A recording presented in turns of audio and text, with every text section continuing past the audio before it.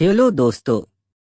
आज के स्टोरी है बेवफा की वापसी। तो जनाब ये किस्सा है हमारे लड़कपन का, जिसको टीन एज भी कहते हैं। हमारे नाना जी के घर के नजदीक दो अति सुंदर बहनें रहती थी, जो हमेशा एक साथ अपने छज्जे में, जिसको बालकोनी भी कहते हैं, खड़ी होती, बाहर जाती तो साथ जाती थी। हम थोड़े बदमाश और शरारती टाइप के थे, मगर हमको लड़कियों की शराफत और सादगी बहुत आकर्षित करती थी। सब तरफ से जांच करवाने पर ये ही पता चलता था कि ये दोनों बहनें किसी को आंख उठाकर भी नहीं देखती और हमेशा साथ रहती हैं। अब हमने अपनी नजरें उठाकर उनको देखना शुरू किया तो हमको उन दोनों में से बड़ी वाली बहन अच्छी लगी। अब हमने नैन मटक्का शुरू किया तो समस्या ये आ गई कि दोनों ही देखकर मुस्कुराने लगी। अब हम शुरू से रेलवे के रिजर्वेशन प्रणाली के समर्थक रहे हैं, तो भला हम क्यों किसी को वेटिंग लिस्ट से बाहर करते।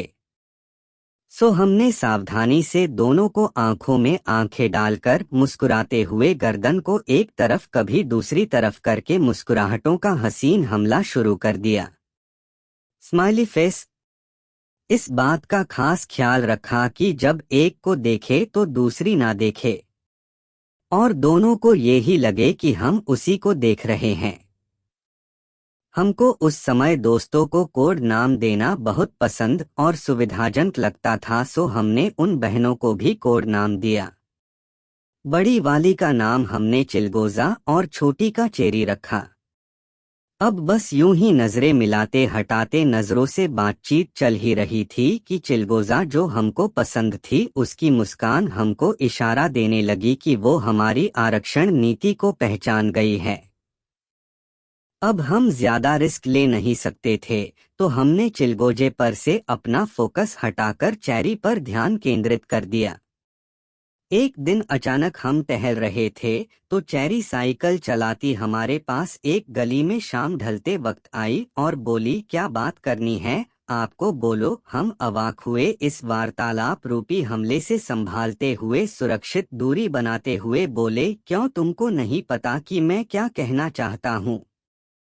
मुस्कुराकर सर झुकाते हुए नजरें उठाकर बोली, तो बोलिए ना। हमने अब भी सुरक्षा को प्राथमिकता समझकर कहा, देखो तुम जा, कोई देख लेगा। तुमको पता ही है कि हम क्या कहेंगे, तो क्यों नहीं तुम मेरी अनकही समझकर मुझे जवाब दे देती। अब वो शर्माकर अपनी साइकिल पर बैठकर पैडल मारते हुए बोली, लव यू, और चली गई।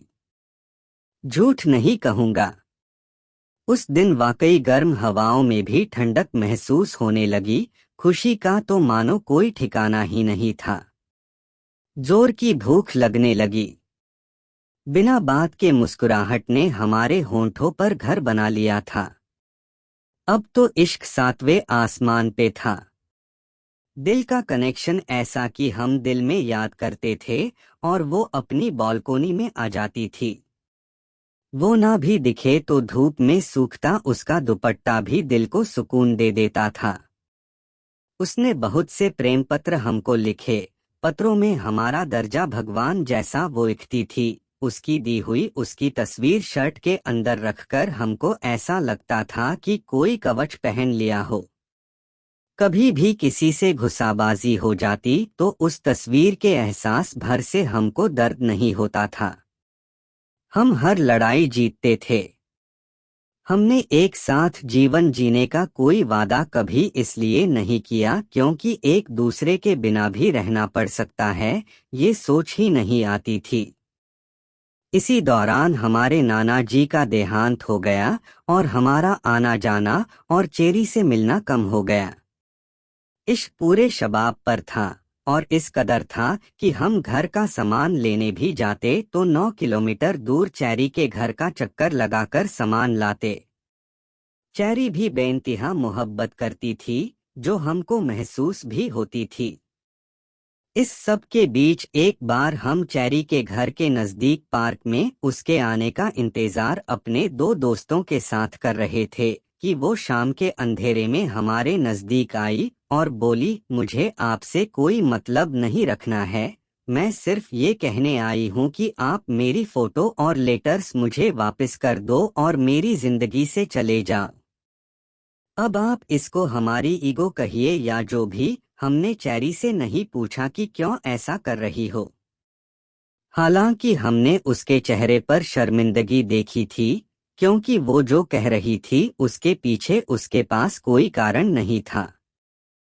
हम उसके जाने के बाद दोस्तों से जाने को कहकर उसी पार्क में बैठकर घंटों आंसू बहाते रहे।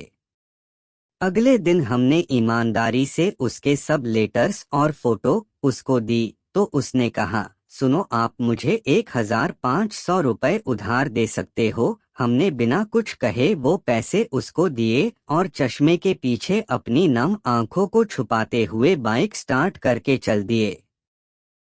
उसके बाद हमने उस गली की तरफ कभी मुड़कर नहीं देखा। हमको ऐसा धोखा मिला था जिसमें हमारी कोई गलती नहीं थी और ना ही हमको हमारी गलती बताई गई थी। हमने तो अपनी तरफ से पाक मोहब्बत की थी, कभी शारीरिक संबंधों के बारे में कोई सोच भी नहीं आई थी। फिर भी हमारे साथ ऐसा हुआ तो ये असहनीय था हमारे लिए, मगर हम सब इसलिए सह गए क्योंकि हमारी मोहब्बत थी। वो और उसकी खुशी या फैसले के आगे हम कोई दलील पेश करके खुद को कमजोर नहीं दिखाना चाहते थे। हम यूं भी अपने को संभाल कर रखते थे, क्योंकि हमको अपनी पहली मोहब्बत यानी अपनी माँ की चिंता खुद से ज्यादा रहती थी। इसलिए खुद को नुकसान पहुंचाकर अपनी माँ को तकलीफ देने का गुनाह हम कभी करने की सोच भी नहीं सकते थे। अब क्योंकि हमारी मोहब्बत सच्ची थी और हमने कभी जोर जबरदस्ती या कोई गलती मोहब्बत के दौरान नहीं की थी, तो सब्र रहता था कि जो भी हो, हम गलत नहीं हैं और हमने कभी अपनी मोहब्बत का बुरा नहीं सोचा और कभी लव लेटर या फोटो दिखाकर अपनी मोहब्बत को बदनाम भी नहीं किया। अच्छा करने का एहसास ही सुकून देने को काफी था। महबूबा तो नहीं थी, मगर हमारा इश्क हमारे दिल में बाकी था। 6 साल बाद वो फिर हमको अचानक से मिली। उसकी शादी हो चुकी थी। हमारी बातचीत फिर शुरू हुई। बातचीत की वजह वो उधार दिए पैसे लौटाना चाहती थी। बातचीत होते हुए एक बार फिर वो हमारे इश्क में गिरफ्तार हो गई। वो हमसे बात करती तो करती ही रहती। हमने समझाया कि ये सब अब गलत है, तो वो बोली, ठीक है, कुछ भी गलत नहीं होगा, हम दोस्त तो रह सकते हैं ना। हमने हाँ कहा, मगर हम जानते थे कि वो मोहब्बत करने लगी है।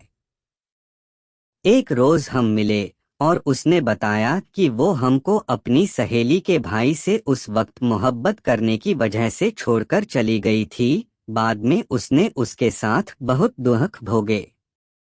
उसने कहा, तुमने एक बार भी मुड़कर नहीं देखा, कभी मिलने भी नहीं आए, जानने की कोशिश भी नहीं की मेरे बारे में। मैं तुमको याद करती थी, तुम्हारी अच्छाई मुझे हमेशा याद रही कि कैसे तुमने कभी मुझे किसी बात के लिए मजबूर नहीं किया। मेरे मांगने पर सभी लेटर्स फोटो भी दे दिए थे। मैंने कहा, ये सबका अब कोई फायदा नहीं। मेरा प्यार मेरे में सीमित है। मैं तुमको कोई तकलीफ तब भी नहीं देना चाहता था और अब भी नहीं दूंगा। दोस्तों की तरह हमारी बातें होती रही। इसी दौरान एक दिन उसने कहा वो मुझसे मिलना चाहती है। मैंने उसको मिलने को मना कर दिया। वो नहीं मानी और मेरे घर आ धमकी। मैंने उससे कहा, क्या हुआ, क्यों मिलना था? वो बोली, मुझे आपके गले लगना है, बस एक बार। मैं कुछ कह पाता उससे पहले वो लिपट गई मुझसे और इतना रोई कि क्या कहूँ। उस भावुक पल में मुझे एहसास हुआ कि वो खुद पर काबू रख पाने में नाकाम हो रही है, तो मैंने बिना उसके कुछ कहे कहा, तुम फिक्र ना करो। मैं माँ की कसम खाकर कहता हूँ कि तुम्हारे साथ कुछ भी गलत नहीं करूँगा। वो आधे घंटे मेरे गले लगकर रोई। जब जाने लगी तो उसकी आंखों में मोहब्बत की जगह इज्जत थी। उसने मेरे हाथ को अपने माथे से लगाकर आंसुओं से भिगोते हुए कहा, कोई और होता तो शायद बदला लेने के लिए आज मेरा जीवन बर्बाद कर देता। मगर तुम जानते थे कि आज मैं तुमको नहीं रोकती क्योंकि मैं बहक गई थी। तुमने तब भी मुझे संभाला और तुम खुद को काबू में रख सको इसलिए माँ की कसम का सहारा लिया। काश तुमको मैंने धोखा नहीं दिया होता। आज मुझे एहसास हो रहा है कि मैंने कितनी बड़ी गलती की थी। बस उसके इन भावुक शब्दों ने मेरे पुराने जख्मों पर मरहम का काम किया और किसी का भला करने के एहसास से दिल भर आया। एक सुकून सा महसूस हुआ। अब हमने फैसला किया कि हम अब कभी नहीं मिलेंगे क्योंकि हमारे मिलने से उसका शादीशुदा जीवन खराब हो सकता था। हम केवल अच्छे दोस्त रहने का वादा करके जुदा हो गए और फिर कभी नहीं मिले। अब बस जब भी वो तकलीफ में होती है तो फोन पर बात होती है और उसकी तकलीफ दूर होने पर बात खत्म हो जाती है। ये भी अच्छा है। तकलीफ में लोग उसे ही याद करते हैं जो दिल के करीब होते हैं। इसलिए जनाब हमने अपने अनुभव से ये ही सीखा है कि जब आप किसी से प्यार करते हैं तो उसका बुरा करने की सोच भी नहीं सकते। आप सही और सच्चे हैं तो आपकी सच्चाई आपको एक दिन सम्मान जरूर दिलवाएगी। इसलिए बदला लेने या खुद का बुरा करने से बेहतर है अपनी नाकाम मोहब्बत को अपने दिल में सहेज कर रखना। मोहब्बत से भी अगर कुछ बड़ा है तो वो है महबूबा से मोहब्बत के साथ इज्जत पाना। और इज्जत आपको आपके अच्छे कर्म आज नहीं तो कल जरूर दिलवा देंगे। धन्यवाद। स्टोरी अच्छा ले गया 2 लाइक सब्सक्राइब जरूर करा। Requested for Sunny.